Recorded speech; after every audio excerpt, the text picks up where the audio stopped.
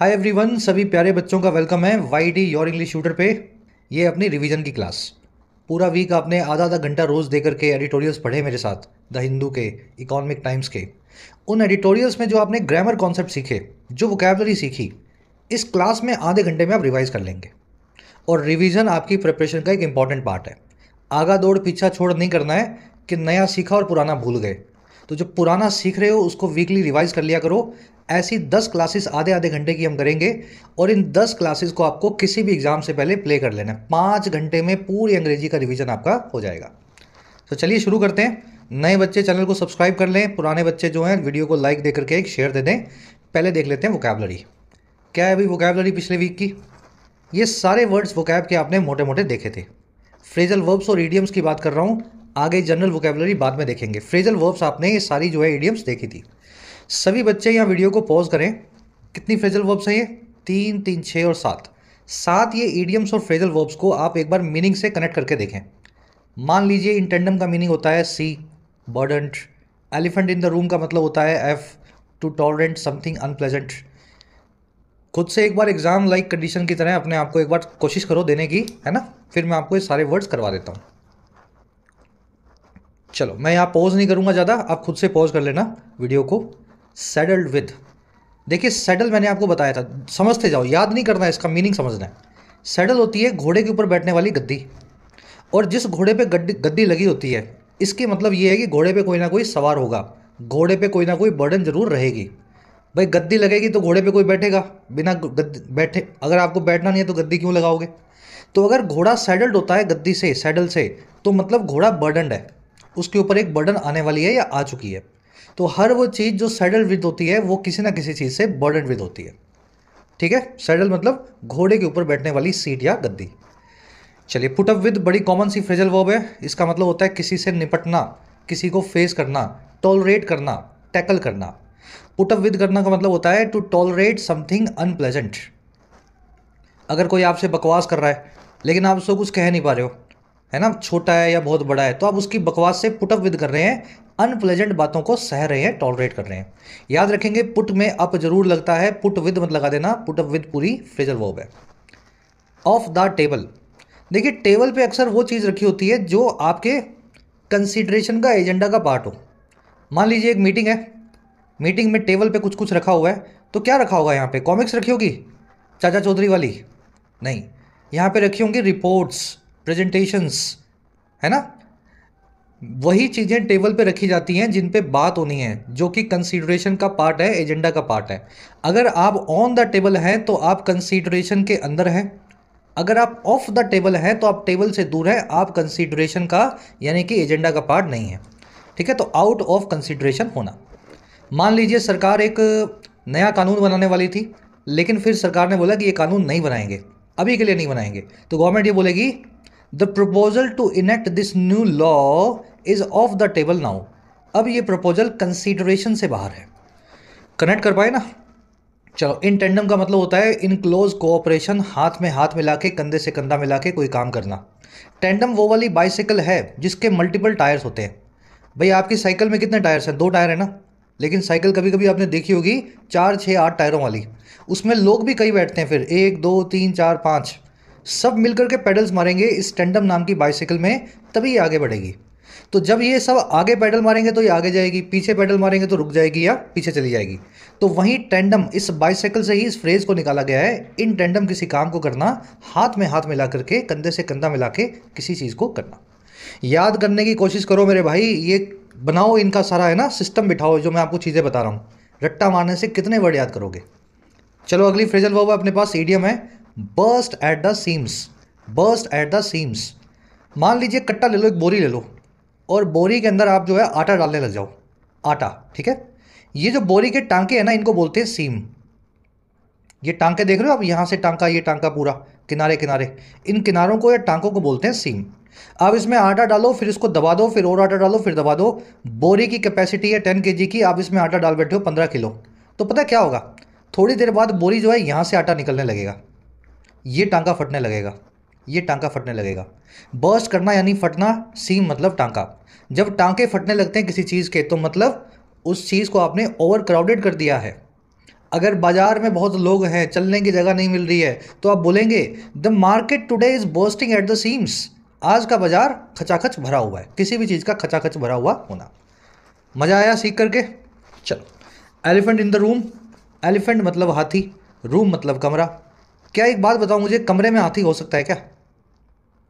चलो मान लो कमरे में हाथी है, क्या आप उसको नज़रअंदाज कर सकते हो क्या? यहाँ आप सोए हो, यहाँ कमरे में हाथी खड़ा है। अगर आप elephant in the room situation में हो ना, तो आप एक ऐसी सिचुएशन में हो जहाँ पे एक ऐसा इंपॉर्टेंट इशू है जिसका हल नहीं निकल रहा और आप उसको इग्नोर कर रहे हो, कमरे में हाथी की तरह। भाई हाथी है अगर कमरे में, तो आपका क्या काम है कमरे में? आप कमरे से निकल जाओ या हाथी को निकालो। लेकिन कमरे में हाथी है, इसका मतलब यही है कि आप उस हाथी को इग्नोर कर रहे हो। एक बड़ी समस्या है जीवन में जिसका कोई हल नहीं है, आप उसको इग्नोर करके बैठे हो, तो वो समस्या कहलाएगी एलिफेंट इन द रूम। चलिए लास्ट इडियम अपनी, hold a wolf by the ears. अगर वुल्फ की बात करें तो ये होता है भेड़िया, जंगली जानवर है, खूंखार है, वाइल्ड है। ईयर का मतलब होता है कान। मुझे बताओ, एक भेड़िया अटैक करने आया आपको और आपने इसके कान पकड़ लिए दोनों। बहादुरी की बात है वैसे तो, लेकिन ये बताओ क्या कान छोड़ सकते हो क्या? अच्छा ये बताओ, कान पकड़े रख सकते हो? कितनी देर पकड़ोगे? मतलब उस भेड़िए के कान पकड़े रखे तो भेड़िया नाराज है, वो खा के ही मानेगा, है ना? और कान छोड़ दिए तब तो वो खाएगा ही खाएगा। Hold a wolf by the ears का मतलब होता है ऐसी सिचुएशन में पड़ जाना जहां पे रहना भी मुश्किल हो और भागना भी मुश्किल हो। To be in a risky situation from which an escape is equally dangerous. जितना मुश्किल है, जितना रिस्की है उसमें रहना, उतना ही रिस्की है उस सिचुएशन से अपने आप को बाहर निकालना। ठीक है, इसको एक और इडियम से बताया जाता है। चलो आप ही बताओगे। टाइगर से बनती है वो इडियम, सब बच्चों को करवाई थी 5-6 दिन पहले की क्लास में।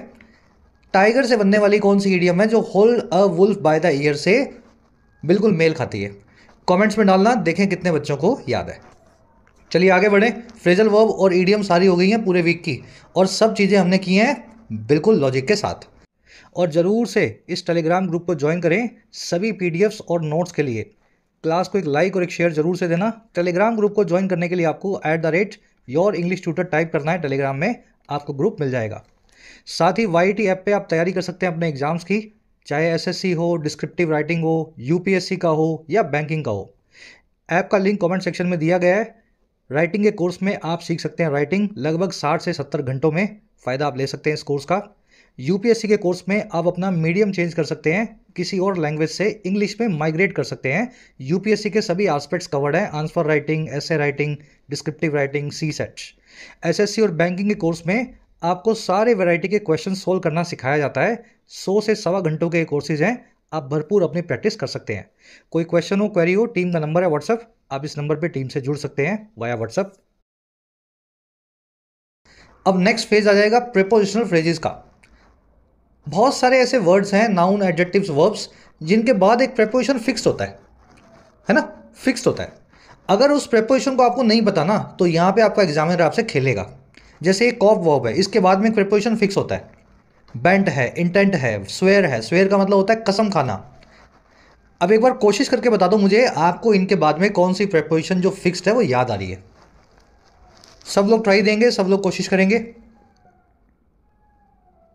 चलो पूरे वीक में 4 ही प्रीपोजिशनल फ्रेजेज आए थे ढंग के, फटाफट करवा देते हैं आपको। देखिए, कॉप के बाद लगता है विद, बेंट इंटेंट के बाद लगता है ऑन, स्वेयर के बाद लगता है इन, और रिजल्ट के बाद लगता है इन या इनटू। कॉप विद करना, किसी चीज़ से निपटना। बेंट या इंटेंट ऑन होना, किसी चीज़ पे उतारू होना।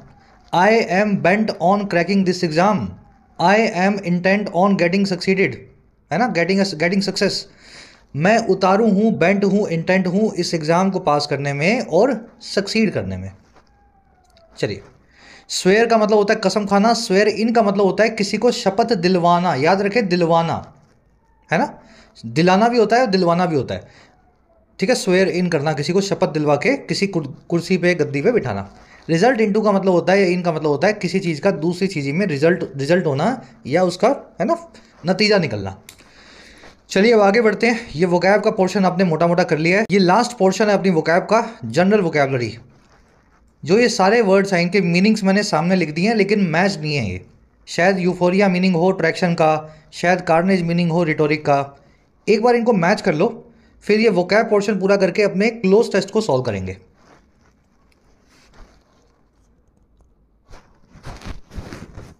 चलो पॉज कर लोगे वीडियो को खुद से?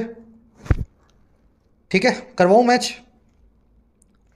चलो, बिकरिंग क्या होती है? नोक झोंक। और नोक झोंक के लिए 3-4 वर्ड्स हैं। जो बच्चे अंग्रेजी घर में बोलते हैं उनको ये वर्ड्स अच्छे से पता होंगे। स्क्वैबल, क्विबल। और जो बच्चे अंग्रेजी जानते हैं, घर पे ना भी बोलते हो, उनको एक और वर्ड होता है ऑल्टरकेशन, वो पता होना चाहिए। ऑल्टरकेशन, ठीक है। बहस के, है ना, इधर उधर की नोक झोंक के सारे वर्ड्स हैं। तो बिकरिंग को आप ऑल्टरकेशन, स्क्वैबल या किबल से, यानी कि नोक झोंक से जोड़ के रखें। अगला वर्ड है ट्रैक्शन। ट्रैक्शन का मतलब होता है सपोर्ट, अप्रूवल। ट्रैक्शन उस फ्रिक्शन को बोलते हैं जिसकी वजह से टायर सड़क पे चलता है। सड़क से फ्रिक्शन टायर पे लगेगा, इसी वजह से टायर आगे घूमेगा। अगर सड़क फिसल नहीं हो, सड़क पे बर्फ हो, सड़क पे तेल पड़ा हो, फ्रिक्शन नहीं बनेगा, ट्रैक्शन नहीं बनेगा, टायर कभी आगे नहीं जाएगा। इसीलिए मिट्टी में कभी कभी, रेत में टायर फंस जाता है, क्योंकि उसको ट्रैक्शन या फ्रिक्शन नहीं मिलता है। समझ गए ना? तो ट्रैक्शन का मतलब होता है स्ट्रेंथ या अप्रूवल। किसी चीज़ को आगे बढ़ने के लिए जो स्ट्रेंथ चाहिए होती है वो होती है ट्रैक्शन। चलिए, ये मिल जाएगा एच के साथ। पोग्रोम का मतलब होता है नरसंहार, bloodshed, genocide, ethnic cleansing, massacre. बड़े स्केल पे ह्यूमंस की हत्या को, नरसंहार को बोला जाता है, खून खराबे को पोग्रोम। हिटलर ने ज्यूज़ के खिलाफ, यहूदियों के खिलाफ पोग्रोम चलाया था सेकेंड वर्ल्ड वॉर में। ठीक है, तो ये जुड़ जाएगा आपका पोग्रोम बी से। इंजेमिनेट, किसी चीज़ को दोहराना बार बार, या किसी काम को करना बार बार, है ना। इंजेमिनेट करना, रिपीट करना, और रीटरेट करना, रीइटरेट करना, ये तीनों वर्ड्स एक ही हैं। थोड़े एडवांस्ड हैं, लेकिन बार बार देख करके तो याद हो जाते हैं ना, बहुत बार हो चुके हैं वर्ड्स। इंजेमिनेट करना, रिपीट करना, रीइटरेट, इसका सिनोनिम है, ये बन जाएगा आई से। एक्सटेसी होती है जी परमानंद, चरम सुख। इसको यूफोरिया, इलेशन या एक्सॉल्टेशन से भी बताया जाता है। आज ये वर्ड जो है एक्सटेसी, आप इससे कनेक्ट कर सकते हैं डी से, है ना, परमानंद से। पैरामाउंट होता है जी सबसे ऊपर वाला, पहाड़ की चोटी के भी ऊपर वाला, मतलब सबसे जो ऊपर का जो पॉइंट होता है किसी भी चीज़ का, वो होता है पैरामाउंट। और हमेशा या ज़्यादातर सबसे ऊपर की चीज़ ही सबसे इंपॉर्टेंट होती है, समझे। पैरामाउंट का मतलब होता है the most important, the most या extremely important aspect of something. इसको प्री एमिनेंट भी बोलते हैं। पैरामाउंट को कनेक्ट करेंगे आप जी से। डिरोगेटरी क्या होता है जी? जो आपके लिए आप पे छींटे लगाने वाला हो, लांछन लगाने वाला हो, आपकी बुराई करने वाला हो, आपकी, समझ गए ना। डेफेमेटरी बोल सकते हैं, डिफेमेशन करने वाला हो आपको। फेम यानी लोकप्रियता, डिफेम यानी बदनामी, डेफेमेटरी यानी बदनामी भरा। तो किसी के लिए गलत बात बोल रहे हो, गाली दे रहे हो, उसके लिए बुराई कर रहे हो, ये सारे डेरोगेटरी या डेफोमेटरी बातें आप उस आदमी के लिए कर रहे हो। चलिए, इसको आप जोड़ के रखेंगे ए से। रिटोरिक होती है जी बड़ी बड़ी बातें या लैंग्वेज का इस तरीके से इस्तेमाल कि आपकी बातें बड़ी लगे, इंप्रेसिव लगे, है ना। सिंपल सी बात को भी अगर शायर है, कवि है, तो वो बहुत घुमा फिरा के बताएगा, उस बात को सुनने में मजा आएगा आपको। इसी को बोलते हैं रिटोरिक। अक्सर रिटोरिक ऐसी बातों को भी बोला जाता है जो सिर्फ कहने के लिए होती हैं, जिनमें कुछ सच्चाई नहीं होती है। ठीक है, जैसे नेता लोग बड़ी बड़ी बातें करते हैं ना, हमें वोट दो, उसके बाद हम ये कर देंगे, वो कर देंगे। आपको भी पता है कुछ नहीं करेगा, उसको भी पता है मुझे कुछ नहीं करना, लेकिन वो बात जो उसकी बड़ी बड़ी है, आर्टिस्टिक यूज ऑफ लैंग्वेज है, वही है रिटोरिक। लास्ट में वर्ड है सोजर्न। सोजर्न का मतलब होता है एक ब्रीफ विजिट या ले ओवर जो है समवेयर। 5 दिन गोवा रह करके आ गए तो वो it was a Goa vacation और गोवा सोजर्न, है ना। 20 दिन आप मनाली चले गए, मनाली में आराम से ठंडे में से वर्क फ्रॉम होम किया आपने, तो वो आपका मनाली सोजर्न है या मनाली हॉलीडे या वैकेशन है। तो ये सोजर्न वर्ड भी आता है कभी कभी आर्टिकल्स में, सी से इसको कनेक्ट करेंगे। तो चलिए, वोकैब आपका यहाँ पे हो गया पूरा। अब जल्दी से क्या करते हैं, ग्रामर का पोर्शन बाद में करते हैं, पहले वोकैब पे जो क्विज है उसको देख लेते हैं। चलो जी, ये क्लोज टेस्ट अपना, जो भी वोकैब आपने सीखी है इस क्लोज टेस्ट पे अपने को अप्लाई करनी है। सारे क्वेश्चंस तो आपको नहीं दिख रहे होंगे ऑप्शंस के साथ में, क्योंकि एक ही आ पाएगा एक स्लाइड में। आप एक बार इस क्लोज टेस्ट को खुद से पढ़ें, एक मोटा मोटा आइडिया लें। क्लोज टेस्ट को एक बार खुद से पढ़ लेते हो ना, तो आपको पता लग जाता है थीम क्या है इसकी। थीम सी निकाल लो, वीडियो को पॉज करके, फिर एक एक क्वेश्चन को सॉल्व करना। चलो, खुद से कर लेना। आई होप कि हर बच्चा, हर लड़का और लड़की पहले इसको खुद से ट्राई दे रहे हैं। Dash the responsibility of fostering unity, the leaders dash in सेस एंड डेरोगेटरी डैश। सेंटेंस की स्ट्रक्चर देखो, देखो ये पूरा जो फ्रेज है, जो है कॉमा से पहले वाला, ये एक फ्रेज है ना कि क्लोज। इसमें कोई सब्जेक्ट वर्ब आपको नहीं मिलेगा। मान लीजिए सब्जेक्ट यहाँ डाल भी ले तो आगे वर्ब तो होनी चाहिए, वर्ब तो है नहीं कहीं। यूनिटी नाउन है, फोस्टरिंग इसका ऑब्जेक्ट है, रिस्पॉन्सिबिलिटी जो भी ये चीज़ आएगी उसका ऑब्जेक्ट होगा। यानी कहने का मतलब है इस सेंटेंस में ट्रू जो सब्जेक्ट है ना वो बनेगा कॉमा के बाद लीडर्स, और लीडर्स के लिए सेकंड नंबर वाले में हमें चाहिए एक वर्ब। तो ये फर्स्ट नंबर वाला है ना, आप इसको भी स्किप कर दो, मेन सेंटेंस के सब्जेक्ट की तरफ बढ़ो और उसकी वर्ब को ढूंढो। ऐसा ही करना चाहिए क्लोज सेंस, इससे ईजी हो जाता है। रिस्पॉन्सिबिलिटी को डैश करते हुए जो है फोस्टर करने की, जो है बड़ा करने की, यूनिटी को यानी एकता को फोस्टर करना यानी बड़ा करना, पालना पोसना। हमारे जो लीडर्स हैं वो डैश करते हैं इनसेजेंट डेरोगेटरी डैश को। इनसेजेंट मतलब जो रुके नहीं, जो सीज ना करे, जो लगातार चले। डिरोगेटरी मतलब जो बुराई करने वाला हो, जो गालियों से भरा हो, जो बहुत खराब हो। और यहाँ पे भी कोई नाउन नहीं आएगा जो डिरोगेटरी एडजेक्टिव से मॉडिफाई होगा। हमारे लीडर्स लगातार डिरोगेटरी इन थिंग्स को डैश करते हैं। क्या करेंगे वो? कॉप अप विद करेंगे, इंजेमिनेट करेंगे, पुट अप विद करेंगे या पोग्रोम करेंगे। पोग्रोम का मतलब होता है नरसंहार। कोप अप विद का मतलब होता है निपटना या सामना करना। इंजेमिनेट का मतलब होता है दोहराना, और पुट अप विद का मतलब भी होता है निपटना या सामना करना। देखो पोग्रोम तो वो करेंगे नहीं, पोग्रोम तो एक नाउन है, यहाँ आ नहीं सकता। कोप अप विद और पुट अप विद दोनों आते हुए लग रहे हैं, वो सामना करते हैं, निपटते हैं खराब बातों से जो उनके ऊपर गिरती हैं, है ना, हमारे लीडर्स के ऊपर। कोई गाली दे रहा है लीडर्स को, कोई उनकी बुराई कर रहा है। ये ए और सी दोनों आंसर बन सकते हैं। हाँ, बी भी आंसर बन सकता है, लेकिन इसका मतलब ये होगा लीडर्स खुद ही इंजेमिनेट कर रहे हैं, यानी दोहरा रहे हैं गलत बातों को। भाई फोस्टर करना है यूनिटी को, तो फिर आप खुद ऐसी गलत बातें कैसे कर सकते हो? मीनिंग के साथ में सिचुएशन भी देखो। बी को मैं इसलिए बाहर कर दूंगा क्योंकि लीडर्स यहाँ पे यूनिटी को, एकता को बढ़ावा दे रहे हैं। जब वो खुद बढ़ावा देंगे तो खुद वो इंजेमिनेट या दोहरा नहीं सकते हैं इनसर्जेंट डेरोगेटरी रिमार्क्स को। तो कहने का मतलब है बी हो गया बाहर, डी हो गया बाहर, बचा ए और सी। दोनों सही हैं, लेकिन ए की स्ट्रक्चर गलत है। कोप विद नाम की फ्रेजल वर्ब होती है अंग्रेजी में, अप नहीं लगता। सही फ्रेजल वर्ब होगी यहाँ पे पुट अप विद। ठीक है, कोप अप लग गया तो इस वजह से गलत हो गया। अप की वजह से आप जो है कोप विद लगाना था ना, कोप अप विद नाम की तो फ्रेजल वर्ब है ही नहीं, तो इस वजह से गलत है। बाकी सी आपका आंसर बनेगा इस केस में। तो वो पुट अप विद करते हैं, निपटते हैं इनसर्जेंट डेरोगेटरी। अब वो डेरोगेटरी क्या चीज़ें हैं? डेरोगेटरी यूफोरिया है, पैरामाउंट है, रिटोरिक है या सोजर्न है। सोजर्न मतलब छोटा सा हॉलीडे है ना, कहीं स्टे। यूफोरिया यानी परमानंद। पैरामाउंट मतलब द मोस्ट इंपॉर्टेंट। रिटोरिक का मतलब होता है बड़ी बड़ी बातें। तो वो रिटोरिक से पुट अप विद करते हैं, जो उनके ऊपर जुमले पड़ते हैं, लोगों के ताने पड़ते हैं, उनको वो जो है उनसे निपटते हैं, है ना, सहते हैं उनको। डी आपका आंसर बनेगा। अब देखो ये सारा काम वो कैसे करते हैं?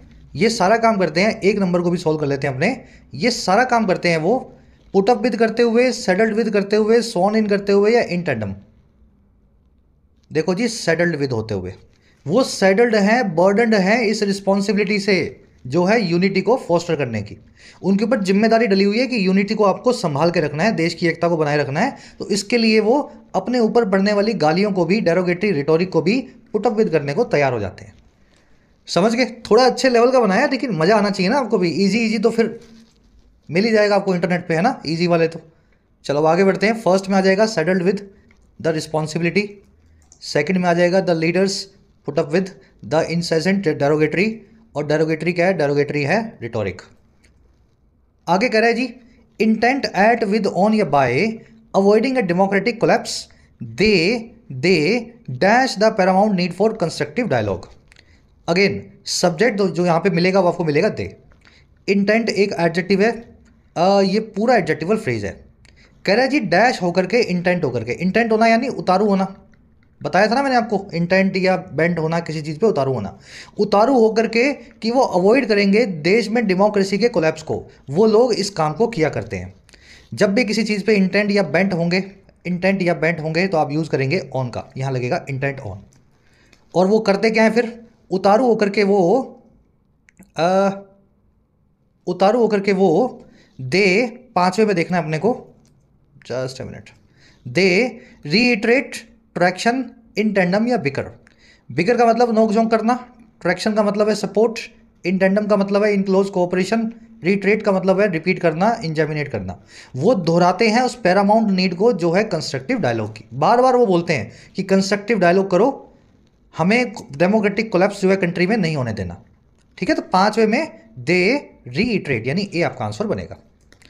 कह रहे जी this collective effort gained dash, इस कलेक्टिव एफर्ट ने गेन किया डैश को। गेन एक्सटेसी को किया, ट्रैक्शन को किया, डेरोगेटरी को किया, रेटोरिक को किया। रेटोरिक तो हो नहीं सकता, रेटोरिक का मतलब होता है बातचीत। एक्सटेसी यानी परमानंद, ट्रैक्शन यानी सपोर्ट, अप्रूवल। डेरोगेटरी एक एडजेक्टिव है, गेन वर्ब को ऑब्जेक्ट नहीं बनेगा। डेरोगेटरी मतलब बदनामी भरा, डेरोगेटरी है ना, पीछे आर वाई लग गया, एडजेक्टिव बन गया। तो इस कलेक्टिव एफर्ट ने गेन किया ट्रैक्शन को, इसको अप्रूवल मिला। गेन ट्रैक्शन एक फिक्स्ड कोलोकेशन फ्रेज है अंग्रेजी में, जिस भी चीज़ को सपोर्ट या अप्रूवल मिले वो गेन ट्रैक्शन करती है, ठीक है। और ये कैसे किया इसने? Transcending divisive tendencies and leading to an sense of collaboration. ये जो गेन ट्रैक्शन मिला इस कलेक्टिव एफर्ट को, ये मिला जब वो ट्रांसेंड कर गया, पार चला गया, गो बियॉन्ड हो गया। ट्रांसेंड करना यानी गो बियॉन्ड होना। डिवाइसिव टेंडेंसीज के, ऐसी प्रवृत्तियों के, टेंडेंसीज के जो डिवाइसिव हैं, जो डिवीजन डालती हैं, फूट डालती हैं। और ये इसने सारा काम किया लीड टू करते हुए, हमें ले जाते हुए एक सेंस ऑफ कोलैबोरेशन की तरफ, जो है इस टाइप का। सेटल्ड है, पोग्रोम है, एक्सटेटिक है या रिटोरिक है। देखिए सेंस ऑफ कोलैबोरेशन यानी कोलैबोरेशन की भावना, और ये कोलैबोरेशन की भावना बड़ी अच्छी होगी।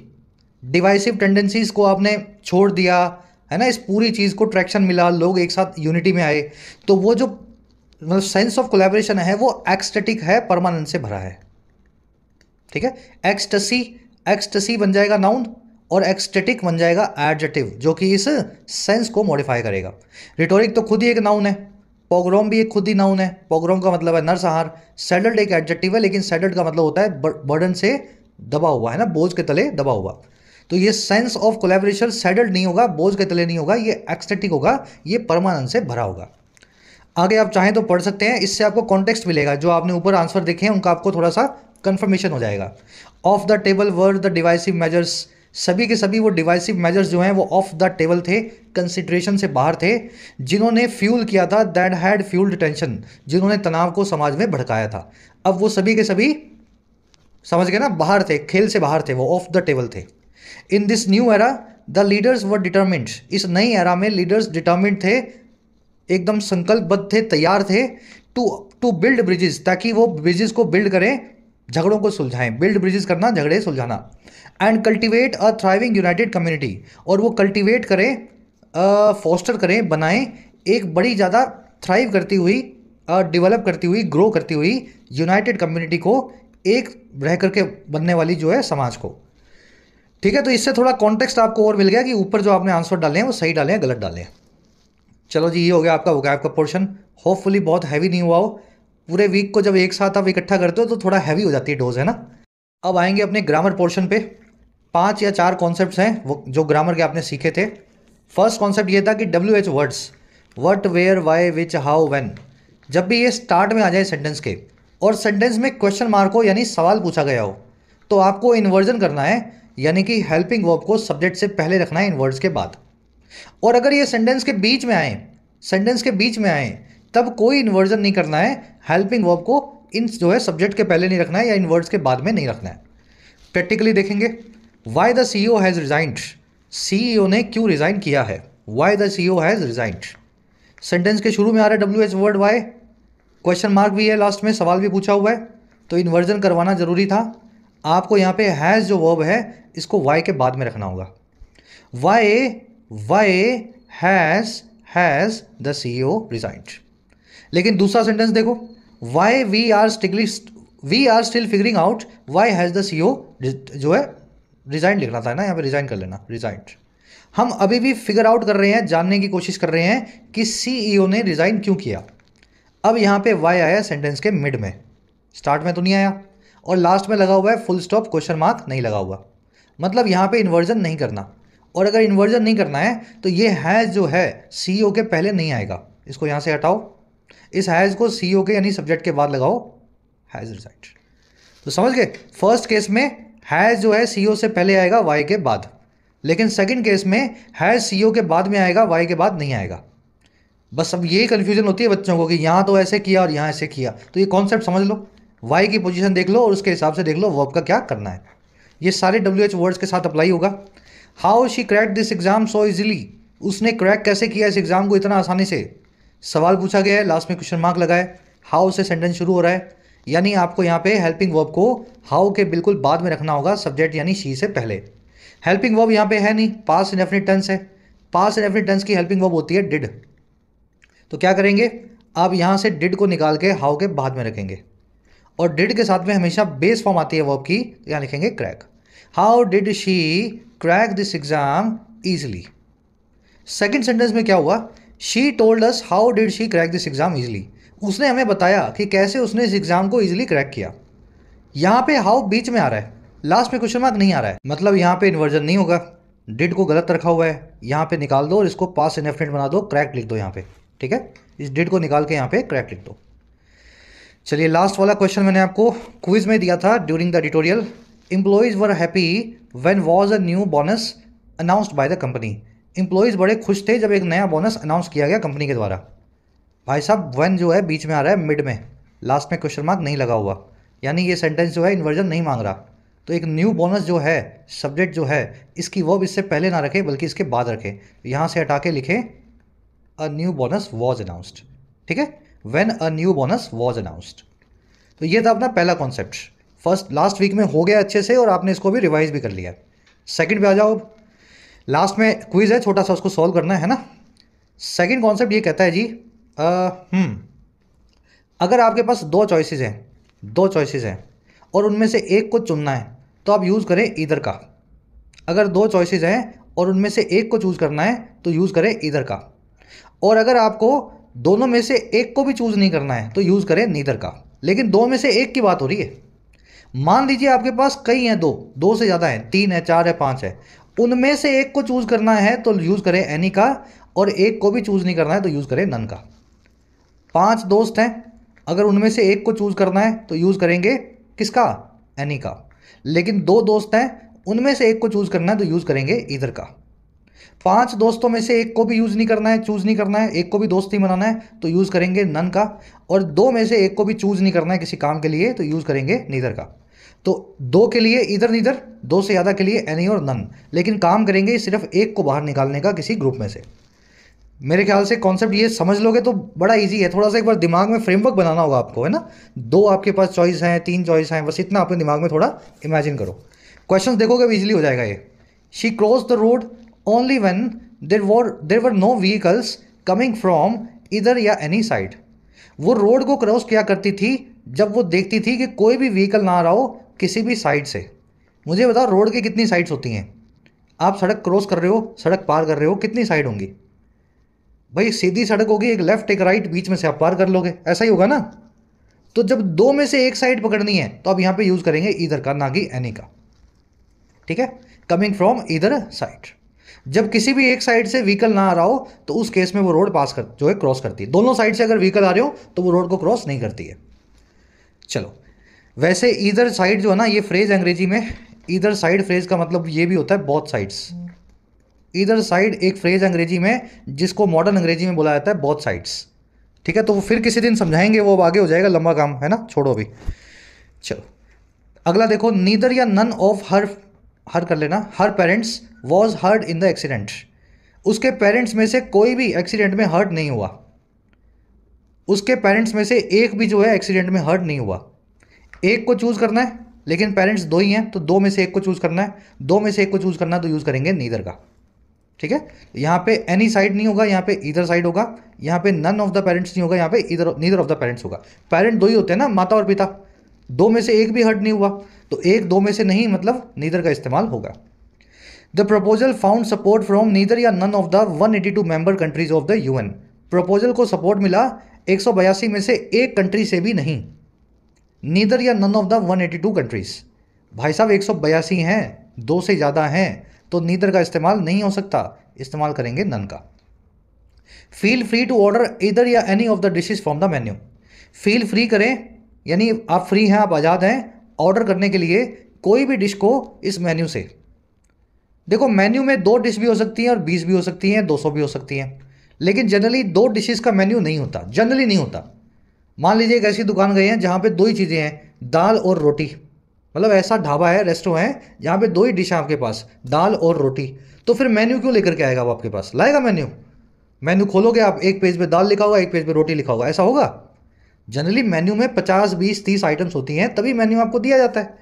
तो आपको कह रहा है कि मेन्यू में से कोई भी एक डिश जो है आप चूज़ कर लें, इधर करूँगा या एनी करूँगा। देखो टेक्निकली यहाँ पे आना चाहिए एनी। भाई मेन्यू में डिशेस बहुत सारी होंगी, बहुत सारे पकवान होंगे, उन्हीं में से एक को करना है। मोर देन 2 ही होंगे जनरली, तभी मेन्यू बनाया गया है, तो एनी ऑफ द डिशेस। चलो अगला देखो, feel free to select any of the dessert या either of the desserts on the menu, they are both delicious. आप आज़ाद हैं कोई भी डिज़र्ट को, कोई भी मीठे वाले पकवान को मेन्यू में से सिलेक्ट करने के लिए। दोनों के दोनों ही बड़े स्वाद हैं। तो मीठा तो दो ही हो सकता है ना भाई, खाने वाला मीठे वाला जो कॉलम है उसमें दो ही चीज़ें हों, गुलाब जामुन और रसमलाई। तो उसने बोला दोनों ही, बोथ आर डिलीशियस, तो इसका मतलब दो में से एक चूज़ करना है। यहाँ लिखेंगे ईदर, ठीक है। तो यहाँ ईदर ऑफ, यहाँ एनी ऑफ डिशेज, यहाँ ईदर ऑफ डिजर्ट्स। मेरे ख्याल से अब ये कॉन्सेप्ट दिमाग में बैठ गया होगा। हमेशा जब भी कॉन्सेप्ट सीखो तो उसका एक छोटा सा हिंट है, ट्रिक है, आपको आया या नहीं आया आपको पता करना है। अगर उस कॉन्सेप्ट को आप बिना इस वीडियो को देखे और बिना इन सेंटेंसेस को यूज़ करें किसी दूसरे बच्चे को पढ़ा सकें और उसके जवाब को, उसकी क्वेरीज को सॉल्व कर सकें, वो कॉन्सेप्ट आपको आ गया। समझ गए? नॉलेज मुझसे आपको वैसी ही लेनी है जिसमें आपको मेरा नाम ना देना पड़े, किसी को मेरे चैनल का लिंक ना देना पड़े। नॉलेज आपके पास ऐसी हो, आप खुद उसको बताएं कि देख मैं ये बता रहा हूँ तुझे, अब इसमें कुछ, तुझे कुछ इसमें गलत लगता है तो मुझे बता सामने से, है ना। ऐसी नॉलेज आपके पास होनी चाहिए। अगला कॉन्सेप्ट है पॉजिटिव वर्ब्स का, हैव और गेट का। दोनों का मतलब होता है किसी से किसी काम को करवाना, किसी से किसी काम को करवाना, मजबूरी में करवाना, पैसे दे के करवाना, लेकिन किसी से करवाना, ना आप खुद करें ना वो आदमी खुद करे, आप उससे करवाएं। फॉर्मूला ये कहता है जब आप किसी से काम करवाते हैं और डूअर को हैव के बाद में रखते हैं, हैव वर्ब के बाद में रखते हैं, तो वर्ब की बेस फॉर्म में उस काम को लिखा जाता है। लेकिन अगर जिस काम को आपने करवाया है वो काम जो अगर आप हैव के बाद रख दें तो वर्ब की थर्ड फॉर्म से उस काम को लिखा जाता है। सेंटेंस देखोगे तो समझ में आ जाएगा, ठीक है। लेकिन गेट के केस में थोड़ा अलग है। इसमें जब डूअर गेट के बाद होता है तो टू इन्फिनेटिव का इस्तेमाल होता है। हाँ, अगर काम गेट के बाद में जो करवाया गया है गेट से, उस काम को आपने गेट के बाद रखा है तो वर्ब की थर्ड फॉर्म लगेगी हैव की तरह।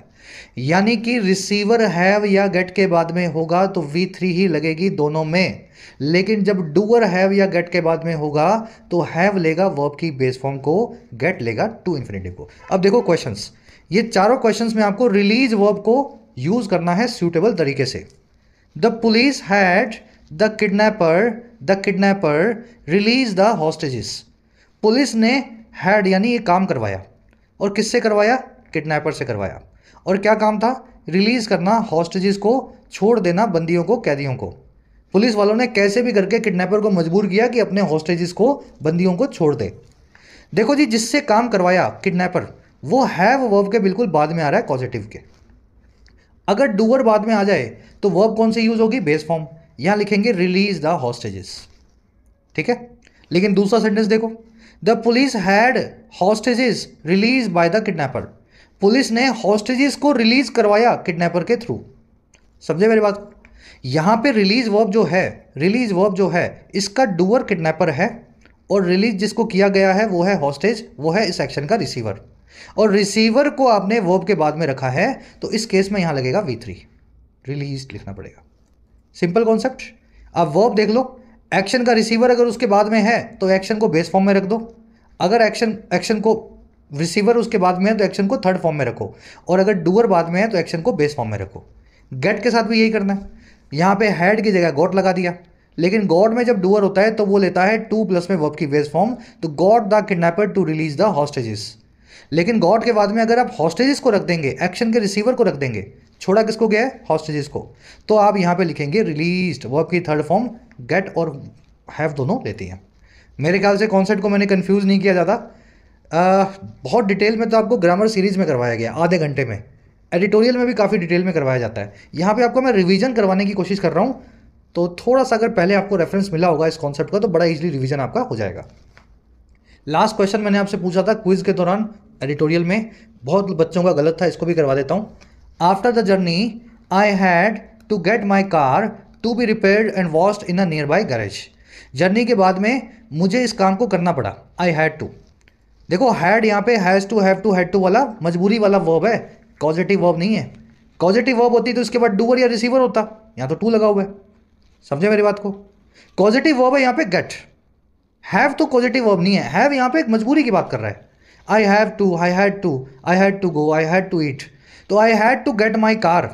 अब देखो, कार को रिपेयर और वॉश करवाना है। रिपेयर किसको होगा? कार को होगा। वॉश किसको करना है? कार को करना है। गेट वर्ब के बाद में आपने रिसीवर को रखा हुआ है, गेट के बाद में रिसीवर को रखा हुआ है, यानी लगेगी वर्ब की थर्ड फॉर्म। तो यहाँ लिखेंगे रिपेयर्ड और यहाँ लिखेंगे वॉश्ड। ये टू भी जो लिखा है ना, इसको निकालना है। I had to get my car repaired and I had to get my car washed in a nearby garage. ये टू भी लगा करके थोड़ा कंफ्यूज किया था मैंने आपको, ठीक है ना। गेट माई कार रिपेयर्ड अपने आप ही सही हो जाता बिना टू बी के। चलो, कॉन्सेप्ट आ गया समझ में। भाई लाइक्स दे दिया करो, प्यार दे दिया करो, ये वीडियो बनाने में मेहनत भी लगती है और देख पा रहे होंगे आप कंटेंट कितना है। मेरे को एक चैनल बता दो आप यूट्यूब पे, एक पेड कोर्स बता दो जहाँ पे इस शिद्दत के साथ में, इतनी बारीकी और गहराई के साथ में कंटेंट आपको दिया जाता है। तो मैं कोशिश कर रहा हूँ कि मैं का डिफरेंस करूँ एजुकेशन के फील्ड में। आपके लाइक्स और शेयर से इस कैंपेन को रीच मिलेगी, है ना। चलो, लास्ट अपना कॉन्सेप्ट है, लास्ट है, सेकंड लास्ट है, देख लेना। कॉजेटिव वर्ब्स हैं अंग्रेजी में, ये सारी वर्ब्स हैं। अब कोई बच्चा बोलेगा सर इतनी सारी वर्ब्स मैं कैसे याद करूंगा? करनी पड़ेंगी। ये सारी वो वर्ब्स हैं जिनको अंग्रेजी में स्टेटिव वर्ब्स बोला जाता है, और इनकी अलग अलग कैटेगरीज भी हैं। कैटेगरी में अगर याद कर लोगे तो और आसान रहेगा। फीलिंग्स की ये सारी वर्ब्स हैं, थॉट्स यानी सोच की ये सारी वर्ब्स हैं, remember, understand, consider, think, believe. Senses की ये सारी वर्ब्स हैं, फील, लुक, अपीयर, सीम, स्मेल। पोजेशन की ये सारी वर्ब्स हैं, पोजेशन यानी किसी चीज़ को पोजेस करना, बिलोंग, हैव, पोजेस, ऑन। इन वर्ब्स को कभी भी मेन वर्ब में वर्ब के आईएनजी फॉर्म में यूज़ या कंटिन्यूस टेंस में यूज़ नहीं करना। अगर ये कंटिन्यूस टेंस में आई हो, एग्जामिनर ने दिया हो, तो आपको कंटिन्यूस को इंडेफिनिट टेंस में बदल देना है। और अगर ये परफेक्ट कंटिन्यूस में आई हो, तब उसको परफेक्ट टेंस में बदल देना है। समझ गए? ऐसा क्यों होता है? क्योंकि इन वर्ब्स में एक स्टेट यानी अवस्था को बताया जाता है, किसी एक्शन को नहीं बताया जा सकता। एक्शन वो होता है जिसमें टाइम लग सके। आपने 5:15 पे शुरू किया, 5:20 पे ख़त्म किया, तो 5 मिनट लग गए, तो कंटिन्यूस टेंस में वो एक्शन 5 मिनट हुआ। लेकिन स्टेट जो है ना, वो 5 मिनट जो है कंटिन्यूस नहीं चलती है। या तो आप किसी को प्यार करते हैं या प्यार नहीं करते हैं। प्यार कर रहे हैं ऐसा कोई अंग्रेजी में फ्रेज नहीं होता। या तो आप किसी चीज़ को ऑन करते हैं या नहीं करते हैं। अगर आपके नाम वो चीज़ है तो आप ऑन करते हैं, अगर आपके नाम वो चीज़ नहीं है वो ऑन नहीं करते हैं। ऑन करने के एक्शन में कोई टाइम नहीं लगेगा। तो जब इन वर्ब्स में टाइम का डिफरेंस या टाइम का डिले नहीं होता है, इसलिए इन वर्ब्स को वर्ब के आईएनजी फॉर्म में मेन वर्ब में नहीं लिखा जाता है। ठीक है। कभी कभी आपको वर्ब के आईएनजी फॉर्म में वर्ब्स मिलेंगी, तब ये पार्टिसिपल या जीरेंड होंगी, उसमें कोई मतलब मना नहीं है, वो रख सकते हो आप। पार्टिसिपल जीरेंड बना के इन वर्ब्स को यूज़ कर सकते हो। चलो क्वेश्चन देखते हैं। The government is appearing concerned with the rising violence. सरकार दिखाई दे रही है बहुत परेशान बढ़ती हुई वायलेंस से। देखो, अपीयर का मतलब है दिखाई देना।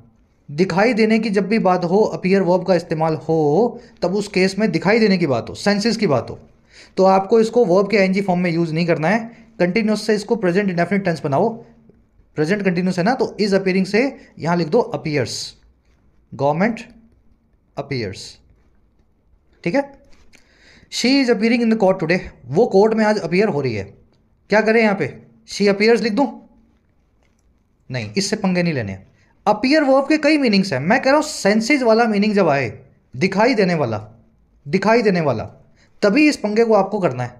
ये जो सारा कॉन्सेप्ट आपको सिखाया है भाई साहब, इन्हीं वर्ब्स के इन्हीं मीनिंग्स के साथ लगेगा।